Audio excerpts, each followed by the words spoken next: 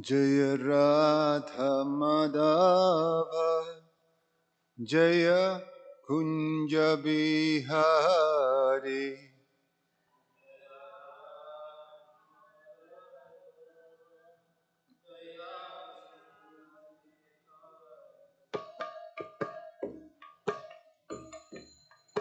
Jaya Radha Madhava Jaya Kunja Bihari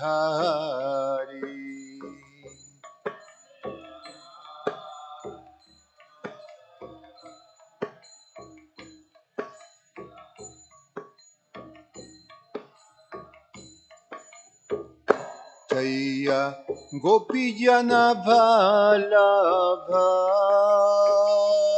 Jaya Giribharadhari Jaya Giribharadhari Jaya Gopijana Vallabha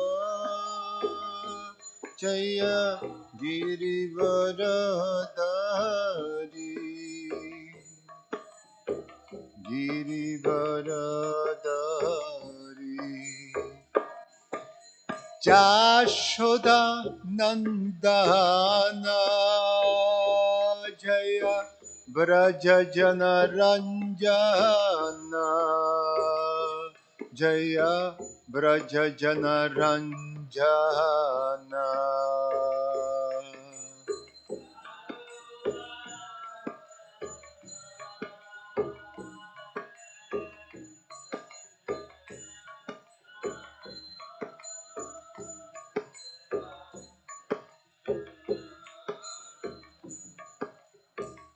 Jaya Jamunatiravanachari Jaya Kunja Bihari Jaya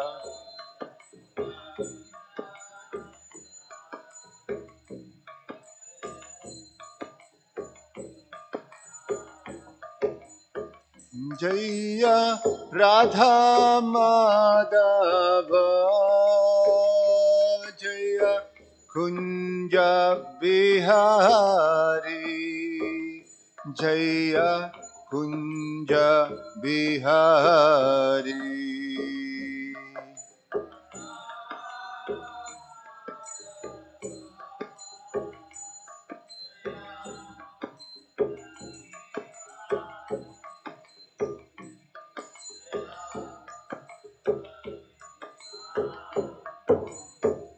Jaya Radha Madhava Jaya Kunja Bihari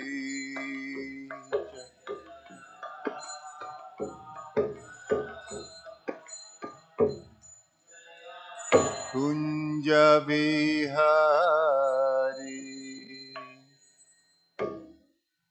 Jayam Vishnupad Paramahansa Parivrajagacharya Ashtotara Srimad His Divine Grace A.C. Bhaktivedanta Swami Srila Prabhupada Ki Ananta Koti Vaishnava Vrinda Ki ISKCON Founder Acharya Srila Prabhupada Ki Grantara Srimad Bhagavatam Ki Nitai Gaura Premanande Oh glories to the assembled devotees Oh glories to the assembled devotees Oh glories to the assembled devotees Oh glories to Shishiguru and Shigoranga.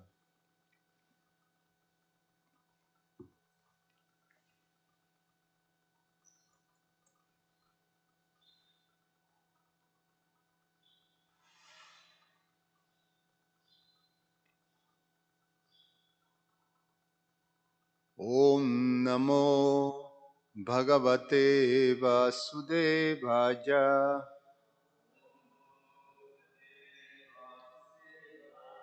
Om Namo Bhagavate Vasudevaya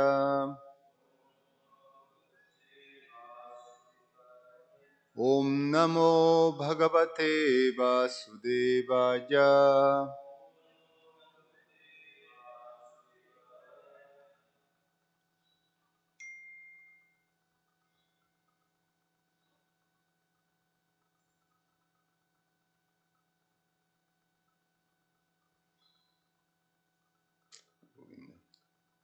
The ones that are supposed to cover today is 30, 33 and 34, no?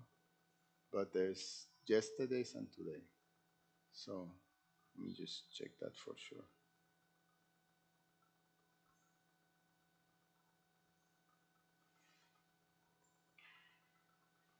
Yeah, 32 and 34. Okay.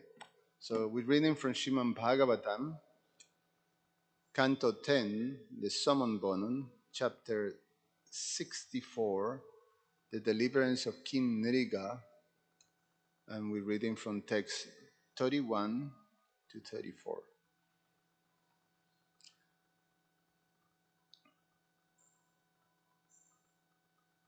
Text number 31. Krishna Pira Krishna Pari Janam Praha Bhagavan Devaki Shuta Brahmanya Devo Dharmatma Rajayam Anushikshayam Krishna Parijanam Praha Bhagavam Devaki Sutta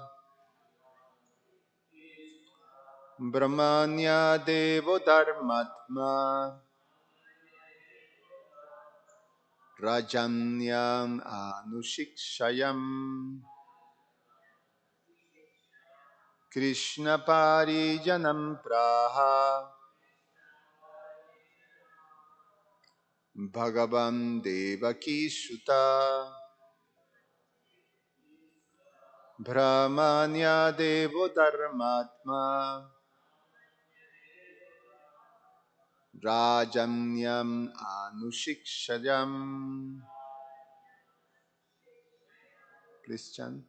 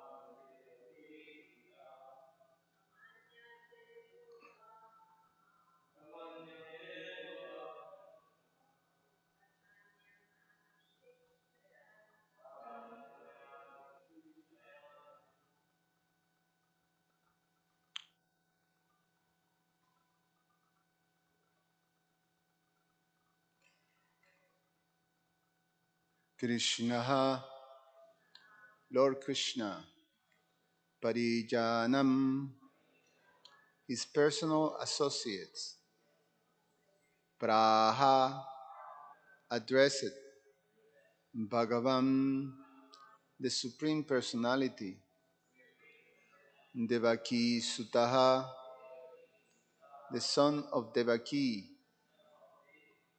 Brahmanya, devoted to the Brahmanas, Devaha, God, Dharma, of religion, Atma, the soul, Rajanyam, the royal class, Anusikshayam, in effect instructing. Translation by the disciples of His Divine Grace A.C. Bhaktivedanta Swami Srila Prabhupada Ki Jai.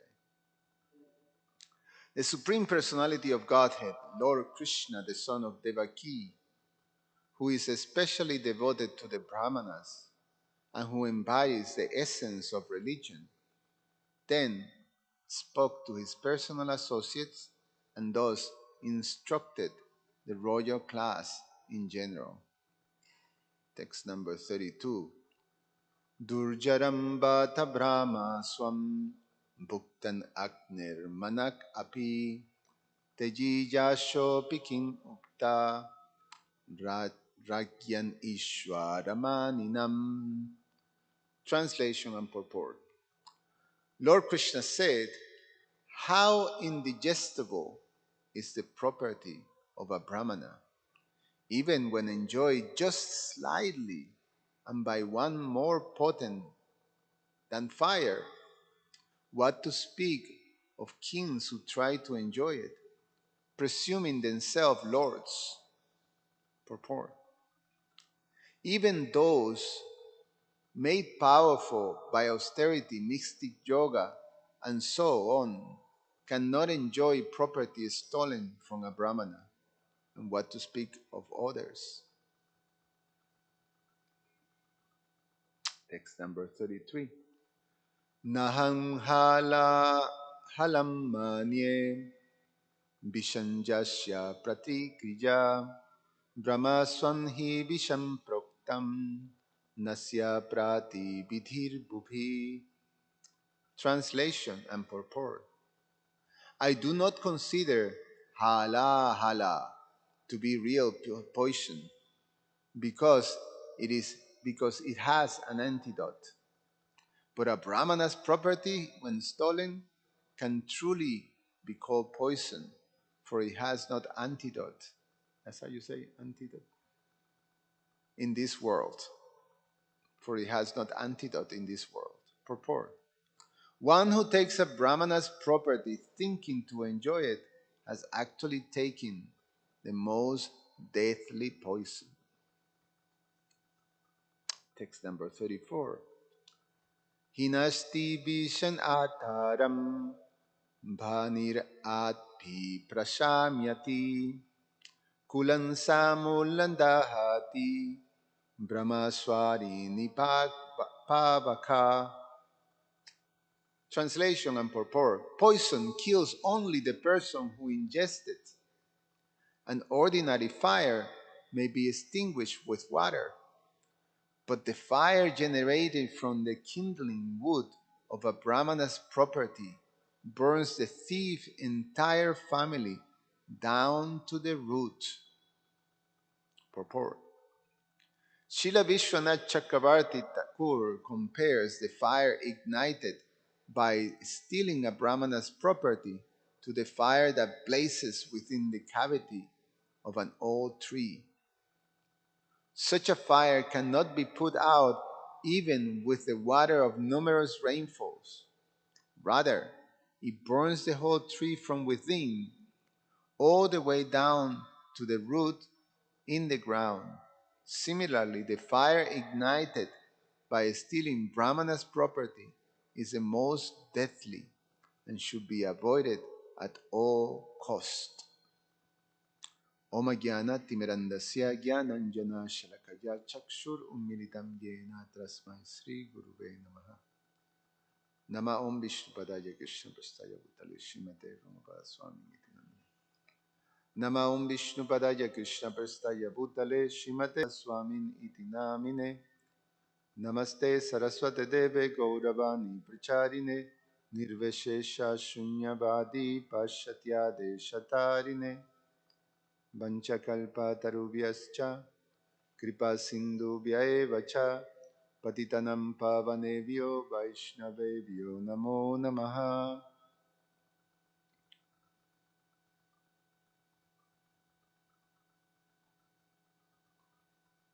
So it's quite sobering instruction that in general in these times is something that is completely obscure, and the masses society is totally oblivious about these principles or social structure principles. In the Vedic culture that we have received, the most important element or the most essential element of this Vedic culture is what is called a culture of respect. And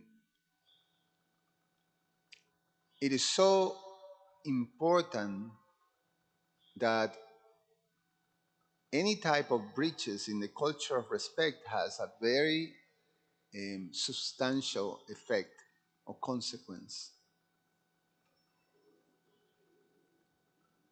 The ignorant masses don't know about these things, have no clue about the proper culture of respect.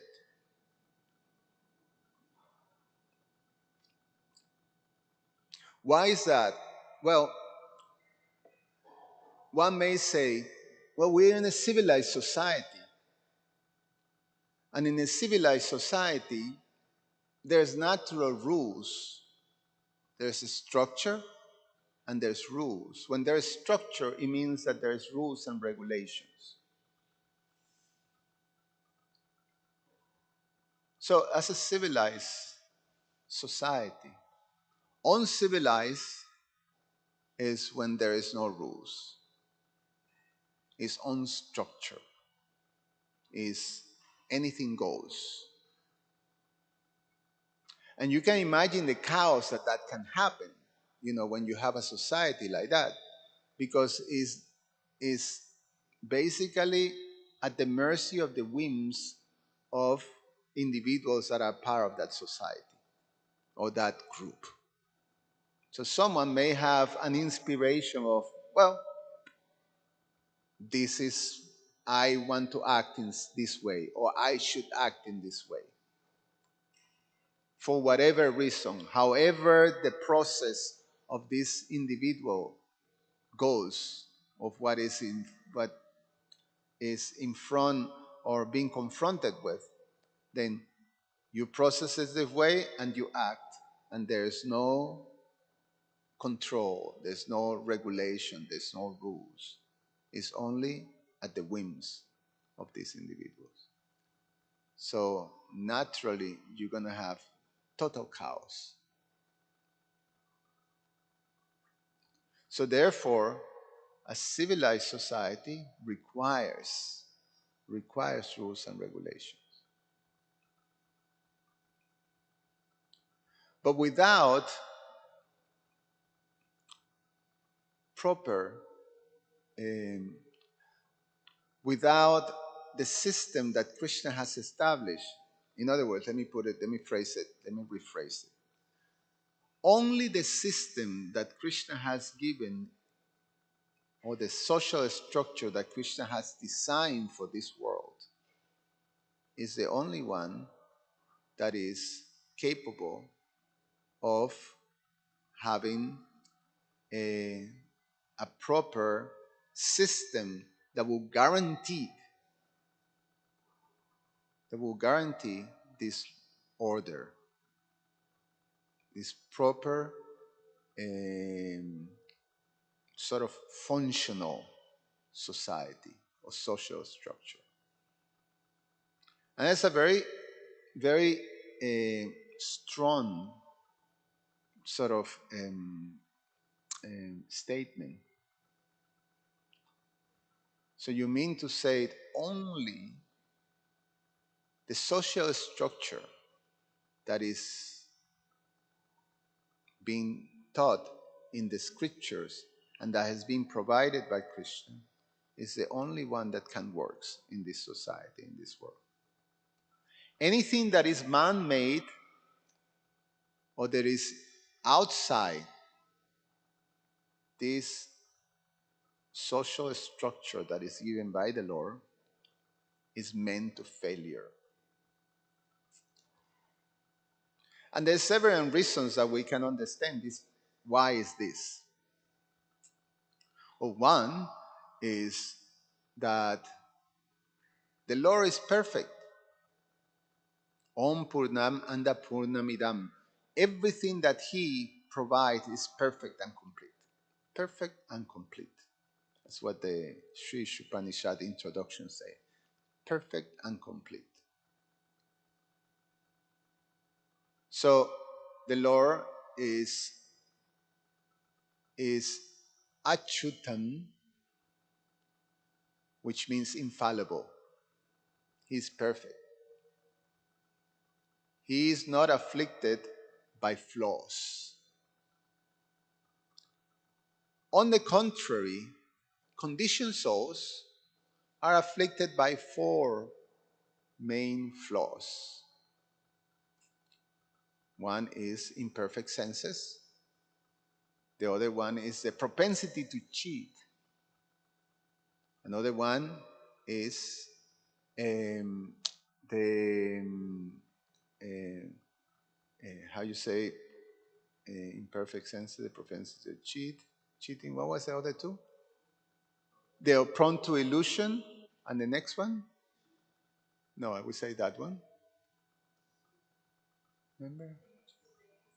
The tendency to, that's the one that I want to. The tendency to make mistakes. I got a blank in my head, but that's the one that I wanted to highlight. The tendency to make mistakes. So, when a conditioned soul provides or creates or have the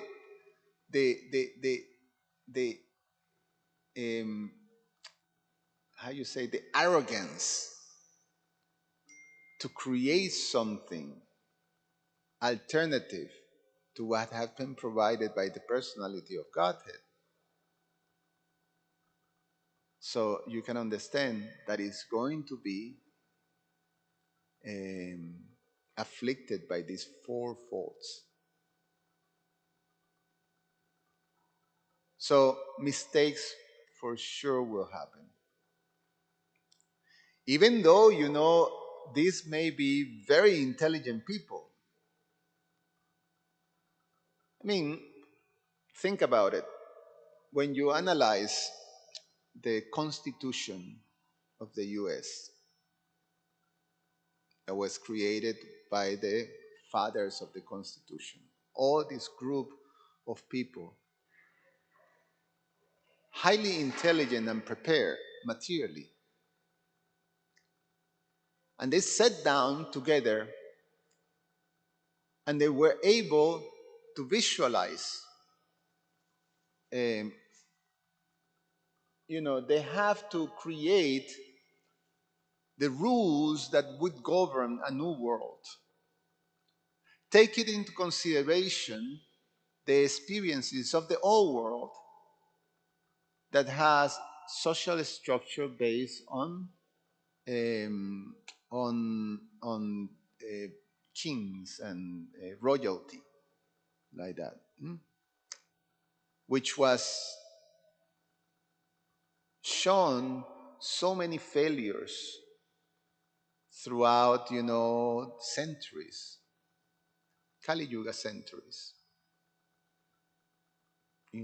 Europe has experienced the falling down of so many royalties, including France, um, the Russians, so many were pretty much flaws, and also the strongholds of royalty also shows so many flaws.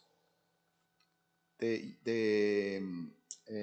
United Kingdoms, they show so many flaws of kings that were completely unqualified. And as a matter of fact, societies that were riddled with all kinds of dysfunctionalities and suffering of the people. They were not able to protect the people, to give the people the required essential needs to live peacefully and flourish as society. You can see that, in many situations there were these classes of people that were living lavishly, and the great majority that were living in a very difficult situation. And as such, when you have societies that are organized like that, then by nature there is not abundance. It is explained that Mother Earth, she doesn't provide when there is all this, chaos and sinfulness, this um, disregard of religious principles. Because that's the other thing. The monarchy was corrupted, but more corrupted was also the religious systems, because we have, within the religious systems that were guiding the old world during that period, there was also so much corruption and intrigue and power struggles and all that type of things, crimes, deceit, all this stuff was happening. So now, these fathers of the Constitution of the US, the New World, they wanted to create a world that was fair,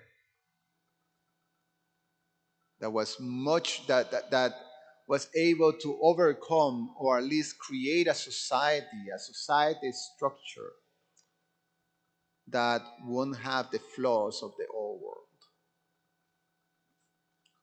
They were intelligent and they thought, they were visionaries,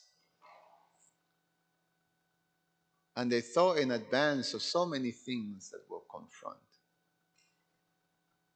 So one of the principles that they have is that, one, it was a God connected, it was based, that the presence of God was important in the structure, that they were going to provide. The acknowledgement of God as the provider and the protector.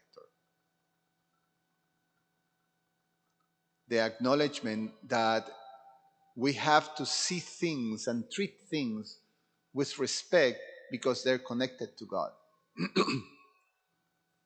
So one of the main things that they say, in the eye, seeing through the eye of God, respecting all classes of people, because every class of people has equal rights, has the right for happiness and for pursuing.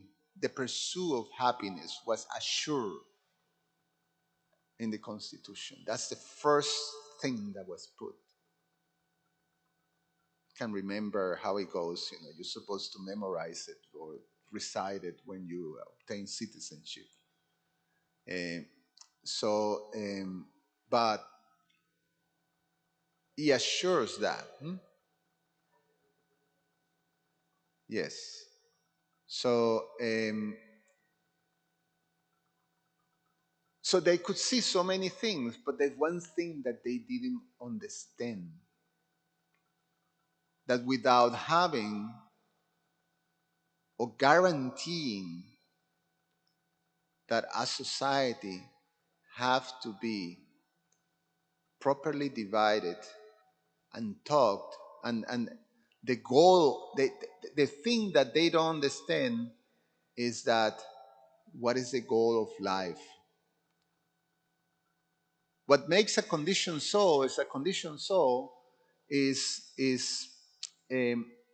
afflicted by the conception of I am the body, ignorance of the soul. So when you do, you can make is um, that's the first, how you say, element of the equation of life. You know, so we have logarithm, right? Log, big equation. That's a we call that in mathematics. You know, when you have a big equation, is a logarithm. Logarithm, yeah, yes. So this big equation. hmm, So this big equation start with number times number cross this divided by that. You know, so you start with that initial one, and then you got a long one, and then so you have all these signs and symbols and thing, and then that's the logarithm of life. Starts with these numbers. You are not the body. So if you have that right, that wrong, and the rest you have right, the result will be wrong, right? Doesn't matter. Just by that initial thing, whatever you put in the front, as many zeros and as many symbols and as many numbers you put, unlimited ones of them, the result will be wrong. Whatever comes out will be wrong, will be flawed. So, because of this ignorance of the self, then, although brilliantly put together, it was flawed because it didn't take into consideration the proper goal of life. It was not written by people who had transcendental knowledge. It was not guided by transcendental knowledge. It was guided by just material knowledge. And so the society were not prepared to actually properly understand and follow those principles. So, what happened to a society that is that although are being provided structure, they cannot follow it. That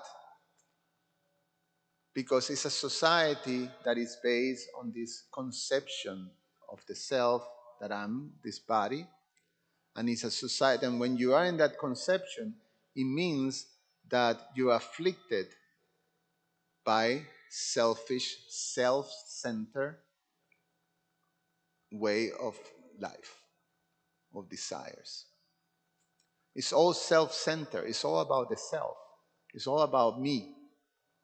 So when you have people that is all about me, and everybody is functioning like that, then naturally there's going to be the same chaos is going to be there.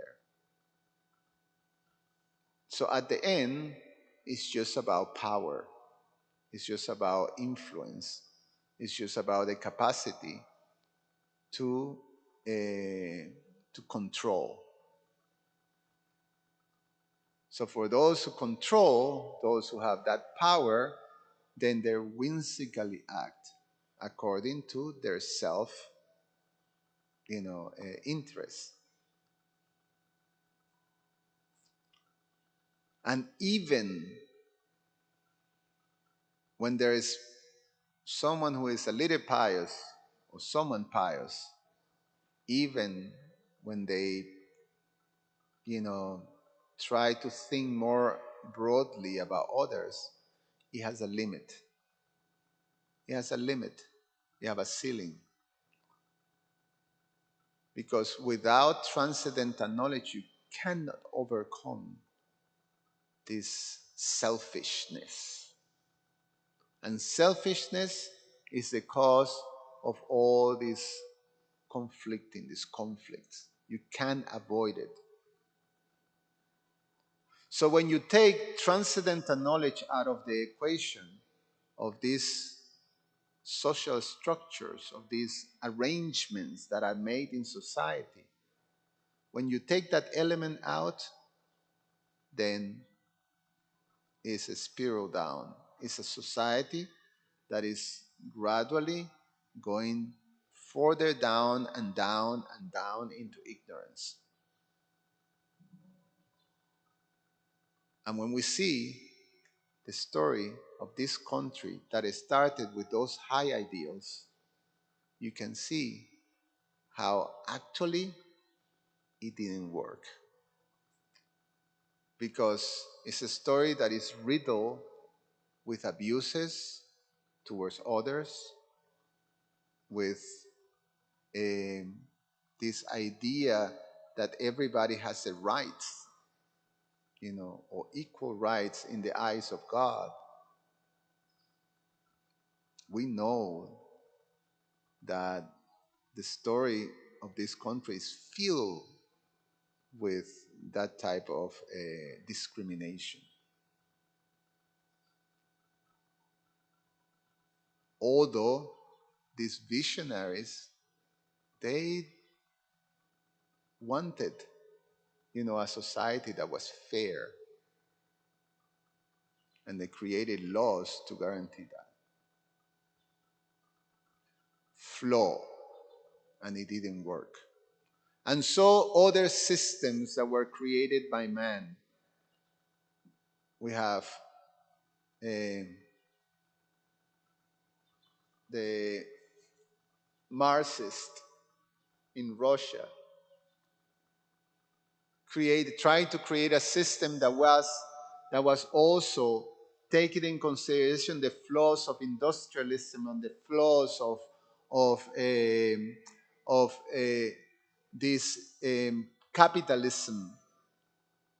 We were talking about capitalism that is a social structure that is created by vaishyas. And the main thing of vaishyas, the essence of vaishyas is about creating profit.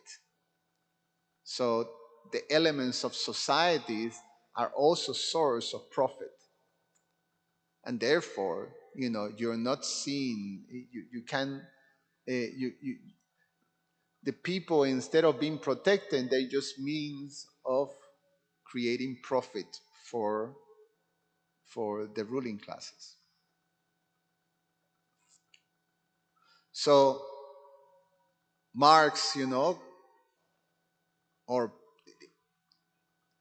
these intellectuals, they try to create a system that is fair, that in which no, everybody should have equal rights. So you take these equal rights, so everybody should be equal, and you eliminate classes. But that also was flawed, because it's impossible to eliminate classes, because nature have that natural division. So, like that, all these isms are flawed, and they created, although with the ideals of providing a structure, there was no way of being able to succeed. So the only system that will succeed is the Vedic system that Krishna has given in the scripture. Because that system is routed in transcendental knowledge. That system is meant to elevate people and to be controlled by this transcendental knowledge. And this transcendental knowledge is guarded and distributed by the Brahminical class, by the Brahmanas. They're the guardians of or the possessors. The word Brahma means that who possess Brahman. Brahman means spirit. So the spiritual energy, the possessors of that, the managers in one sense of Brahman. So therefore, the structure that is based on the proper protection, cultivation, and distribution of this transcendental knowledge, Divya Gyan, is a society that will be perfect, and that's the Vedic society. So, all these rules that are meant, that are based on respecting and following rules and regulations. That is the Vaishnava, that is the Vedic way.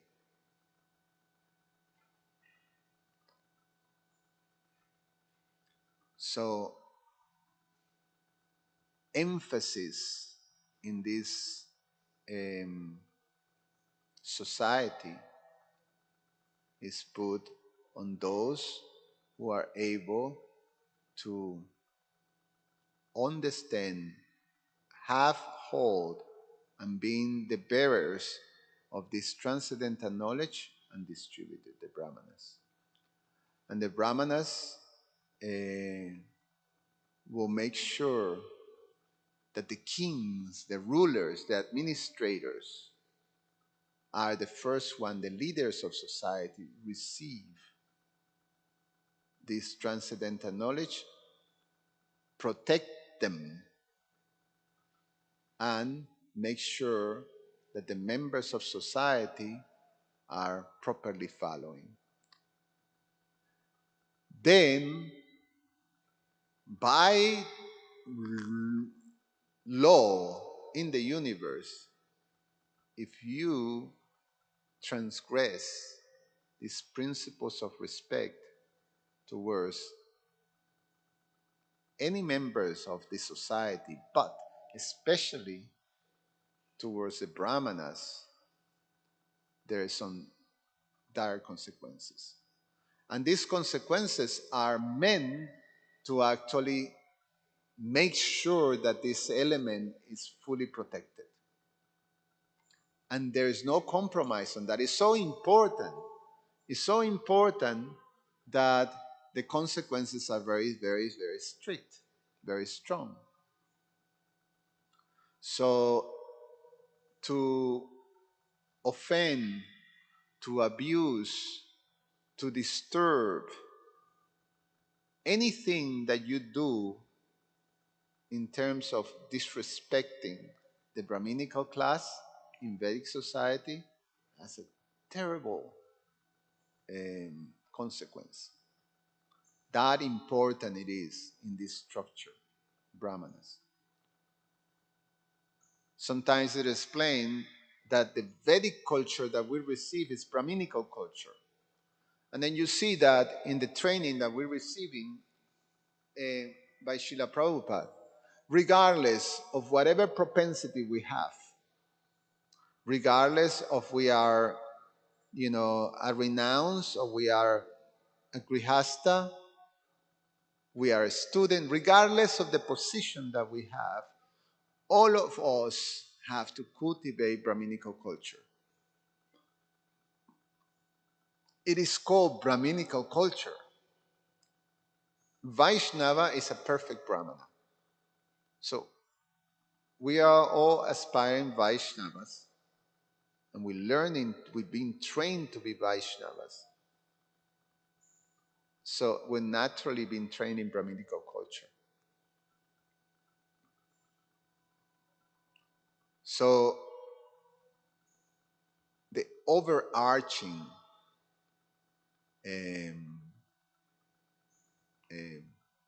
principle of this social structure is to do with this Brahminical culture, or the cultivation of transcendental knowledge. So, so there is dire consequences. There's very, very strong consequences when one offends a Brahmana. If you steal, it is explained here that it just burns the whole, not only yourself, but not only yourself, not only your family, but also even uh, your um, previous and future is very, very hard. It's very strict. It's very strict. That's what it says there. Uh, what to speak when offending, there is so many instances in the scripture in which um, offenses to the brahmanas, either by neglect or by ignorance, or actually, consciously trying to steal or destroy or disturb or attack or disrespect a brahmana, have all these terrible consequences. We see in the situations of kingdoms, not only, the whole kingdom, the whole kingdom of a particular ruler that offended a brahmana becomes completely finished. We have the situation when Indra made an offense to his spiritual master Brihaspati, that, Brihaspati, just as seeing Indra arriving with the whole entourage seated in his elephant, extremely regal, and then uh, Brihaspati, the spiritual master of the demigods, offered him his garland. So, and then Indra was so absorbed in his power that he disregarded that gesture of mercy and put the garland in the head of the elephant. The elephant grabbed the garland with his trunk, throw it in the floor, and stomp on it. Brihaspati, just by that displeasure, he didn't curse, just by the displeasure, you know, that offense, that offense, then caused the whole heavenly planets, the whole heavenly kingdom to be lost to the demons. That's when Bali Maharaj was able to conquer the whole kingdom of the demigods because they were afflicted by that offense. And like that, so many stories. Um, this is something um, that in um, in the first canto, um,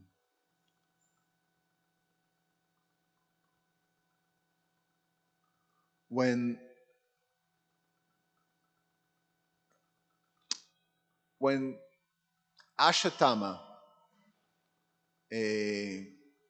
killed the sons of Draupadi, 5 sons of Draupadi, and he was fleeing, and he was confronted by Arjuna and the Pandavas, and he was captured and was ready to be punished by death. Then Draupadi, although very much afflicted by the heinous murder of his sons, by this, he was not, actually, it was understood that by his actions he cannot be called a Brahmana. He was called the son of a Brahmana. What's the term that is used? Dvijabandhu. Dvijabandhu.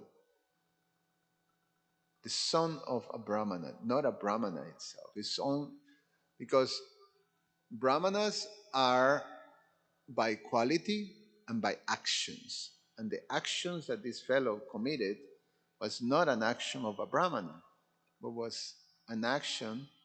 So that means that he was just a friend or someone associated to a Brahmana, not a Brahmana himself. Dvijabandhu. So, but Draupadi says this to, to, to the Pandavas. She stood up and said that no, we cannot kill him. We cannot kill him because he's the son of Dronacharya, a perfect Brahmana. And he's the son of Kripi, a perfect Brahmani. And we're indebted to Dronacharya, the Pandavas, because Dronacharya was their spiritual master. So to kill his son will create grief, especially she's thinking of the mother of Asotama, Kripi. And she lost her husband, and now is going to lose her son, and it's going to cause her so much grief. So to create that type of grief to a Brahmana, it has dire consequences. That was her argument. So she say, if the kingly administrative order, being unrestricted in sense control, offends the Brahmana order and enrage them, then the fire of that rage burns up the whole body of the royal family and brings grief upon them all. This is the principle. Same principle. Same principle.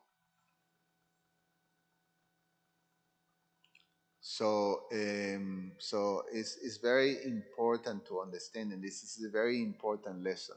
So now Krishna is instructing this lesson to all the Kshatriya class, the ruling class of the world, through teaching or teaching that to his associates, his sons, and the Yadus.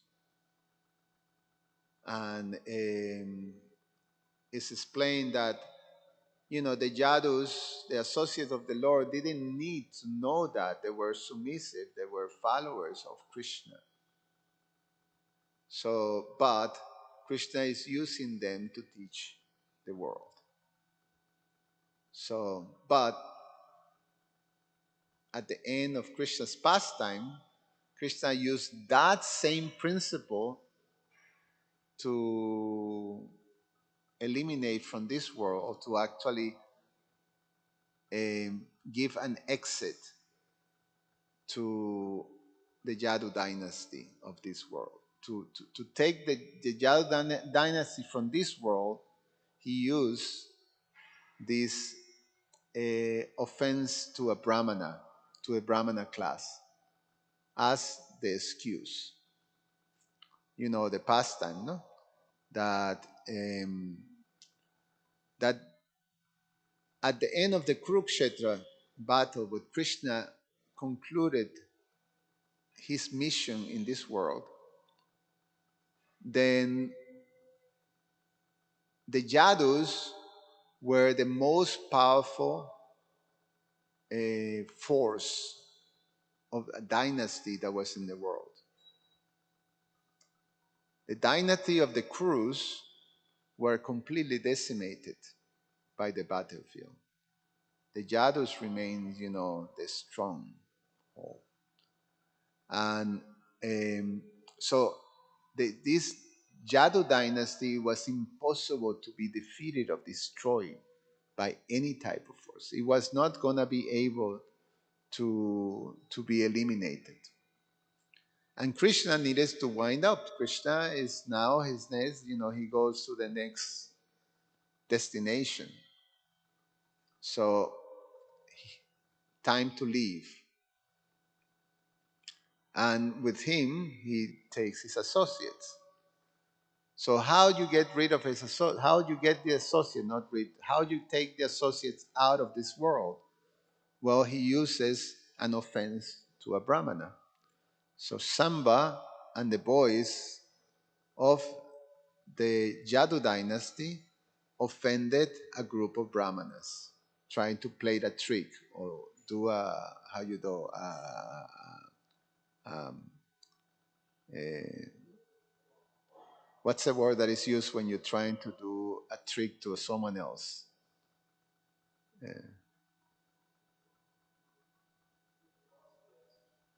Yeah, no, there's a word, there's a you try to do some funny trick to someone. A pranks. You do a pranks. They did a pranks. Make fun of someone by tricking them. So they did that to a group of brahmanas who were doing some serious brahminical activities. And then Samba dressed as a girl, took a club. A club has this round, body.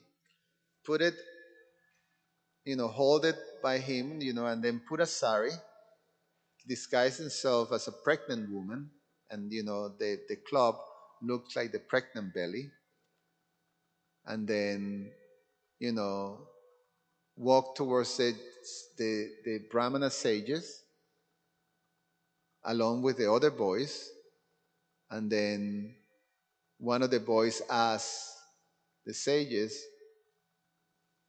if they can predict what will be the gender of the child within the womb.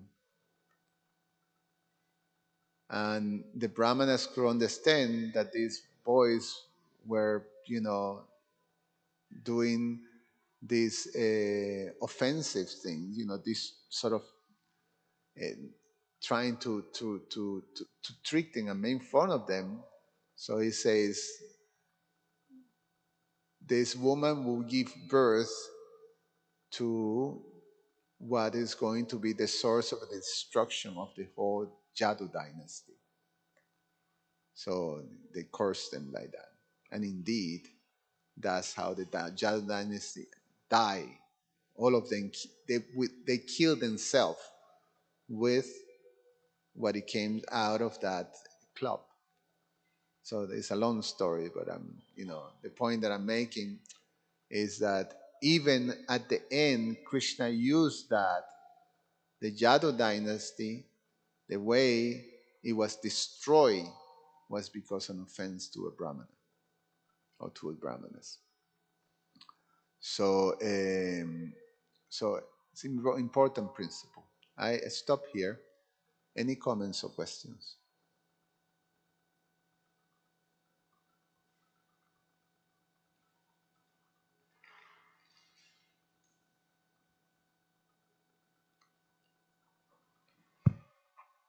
Hare Krishna Prabhu. Uh, the topic of governance can the discussion can go for a long time, but thank you so much for bringing it up and thinking how it applies to our society. The thing is, you have to bring the volume down. I think it's number 2, people. Second fader from the from the left to the right. How is it now? Yes, good. Krishna. And how it applies to our society, the distinction between different classes. Prabhupada had a sort of a egalitarian view also. that you mentioned that all men are created equal. That idea is flawed. But if everybody acts on a spiritual platform, they are equal. That Prabhupada asked, a woman reporter asked Prabhupada or disciple, I don't know, but so your men are saying that that female are less intelligent. Is that correct? Prabhupada said, if you think you are a female, you are less intelligent, because so function, it's as a spirit soul, I have a different function than would be in society. So I was thinking about that, and seeing leaders as authority can be issue sometimes, because they might fail as well. But if I see them as trusted servants of Krishna, trusted servants of the spiritual master, then even if something funny happens, we are okay. Yeah. Yeah, the underlying principle, I mentioned it in the beginning, of this structure that we've been given, that is, because we also, as a society, international society, or a devotee society, a devotee community, we need structure. We need rules and regulations. We need, you know, ways of something that regulates how we interact with each other. And what is that called? That's called Vaishnava Prachar, or Vaishnava etiquette. So, and the whole essence of Vaishnava etiquette is a culture of respect. But there is also, it's not, the egalitarian part, just as you mentioned, is that we see each one of the members of our society are devoting uh, their life, they're using their nature to serve Guru and Krishna. So we have a common ground as devotees, as Vaishnavas, you know, serving Guru and Krishna. And but there's also distinctions. There's natural distinctions by our bodies, by the nature of our bodies. So then Vaishnava etiquette is how we interact with each other with respect and understanding these differences. Um, there are guidelines of how to associate with different members of society according to either their spiritual position, or how you say their realization, or their seniority, and also both spiritual and material. So there's all these etiquettes to be followed, and it's all about respect.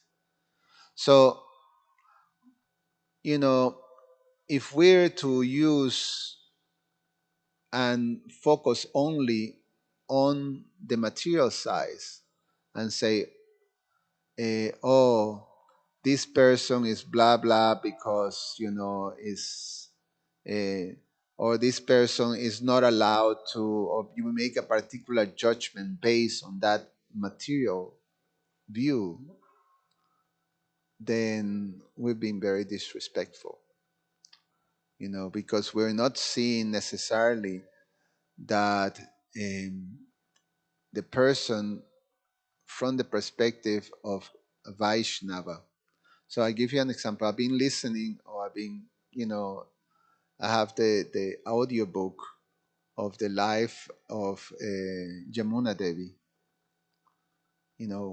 one of Prabhupada's first disciples and one of the saints of our movement. and a great, great devotee. And she was, in one of the passages of her life, she was reflecting on Srila Prabhupada giving her second initiation. And that's something that happens.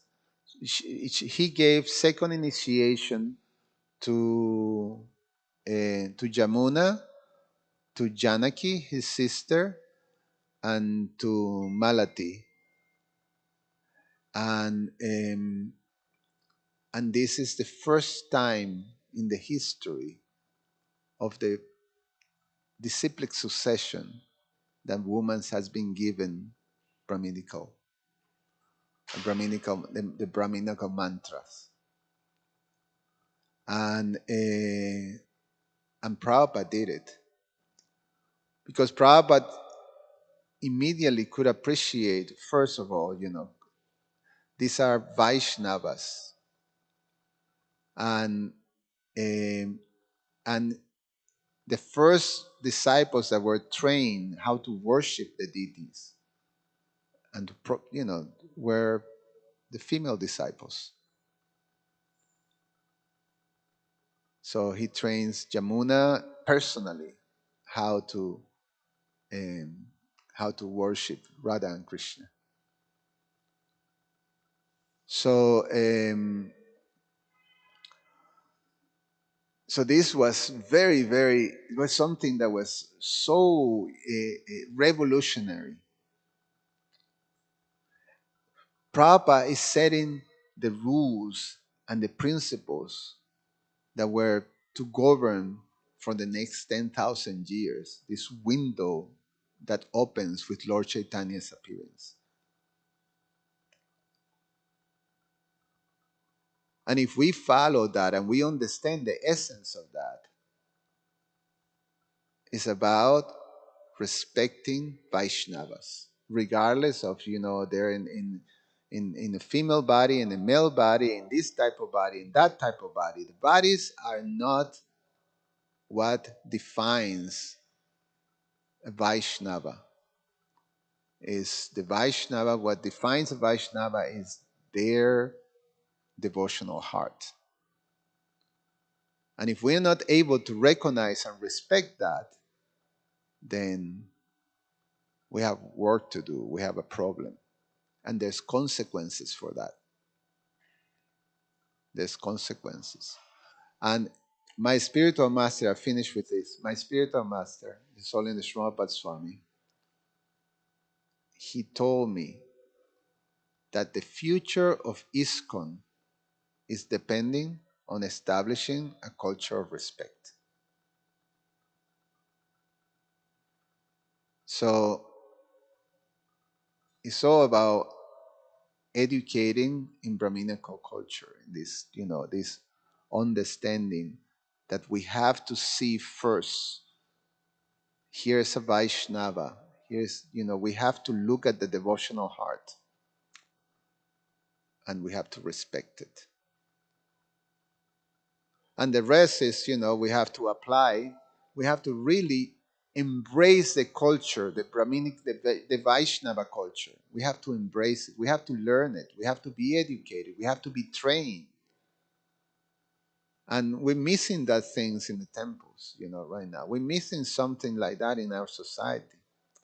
We get a little bit too caught in the externals, you know, the difference that we have. Oh, this devil, look how, what? Why are you doing this? Why are you cooking this way? Why are you acting this way? Why are you worshiping this way? Why are you dressing this way? So the external thing. And we could miss very easily the devotional heart. So we have work to do. And in one sense, the symptom of a neophyte individual and collective, individually and collectively, is that we get too caught in these external things. We're not able to discriminate properly. So it is very important that individually and collective we raise our consciousness. We broaden our capacity to see and to interact with each other. So it's an important thing. And one more question. I think I'm past the time, but I know, yeah. Go ahead, Prabhu. So, yes, Prabhu, like you said, we have a lot to learn about Vaishnavas. You know, sometimes we hear it all the time, but you don't all the way understand, you know. And Brahmas, my question is, should we learn the Brahmin culture and rules and regulations and and then Vaishnava, you know, or Vaishnava and Brahmin rules and regulations go together, you Yeah, know? it's the culture of a Vaishnava. Vaishnava is a perfect Brahmana. Vaishnava is automatically understood as a perfect Brahmana. A Brahminical culture can also, if it's not, you don't have to be a Vaishnava to be a Brahmana. You could be a Karma Kandi, you can be, a Jnana Kandi, you can be, like that, different things. But a Vaishnava is perfect. It's the ideal Brahmana.